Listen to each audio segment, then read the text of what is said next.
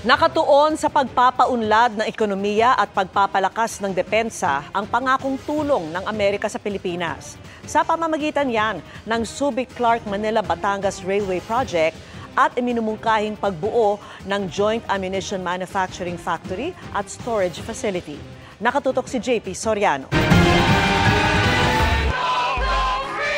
Sa 2025 Independence Day celebration na inorganisa ng Embahada ng Amerika sa Pilipinas, inanunsyo ni U.S. Ambassador to the Philippines Mary Kay Carlson ang tulong pinansyal mula Amerika.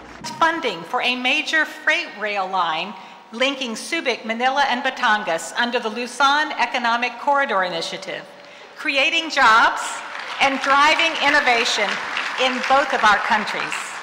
Ayon kay Foreign Affairs Secretary Teresa Lazaro, inaasahang makakatulong ito sa pag-unlad ng ekonomiya. Which is designed to link the three major ports in Luzon and decongest traffic in the Port of Manila.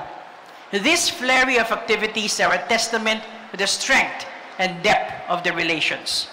Sa pagbisita ni U.S. Defense Secretary Pete Hegseth sa bansa nitong Marso, isa sa mga ipinangako ng Amerika sa Pilipinas ay daragdagan pa raw ni U.S. President Donald Trump ang tulong para mapalakas pa ang defense capabilities ng Pilipinas.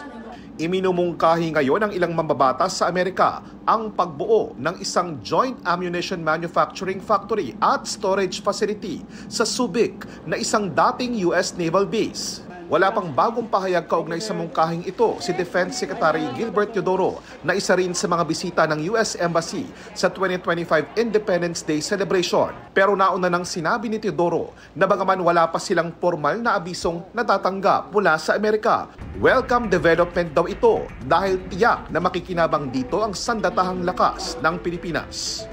Dumalo rin sa pagtitipon ang mga ambasador ng mga kaalyadong bansa ng Pilipinas na Australia, India at Japan na kabilang sa grupong Quad. We are more than friends, partners, and allies. We are family. As we mark Independence Day, we renew our commitment to our shared ideals. Dumalo rin doon ang matataas na opisyal ng gobyerno, mga personalidad at mga kinatawa ng Philippine media, kabilang si Senior Vice President and Head of GMA Integrated News, Regional TV and Synergy, Oliver Victor B. Amoroso. Para sa GMA Integrated News, ako po si JP Soriano, nakatutok 24 oras.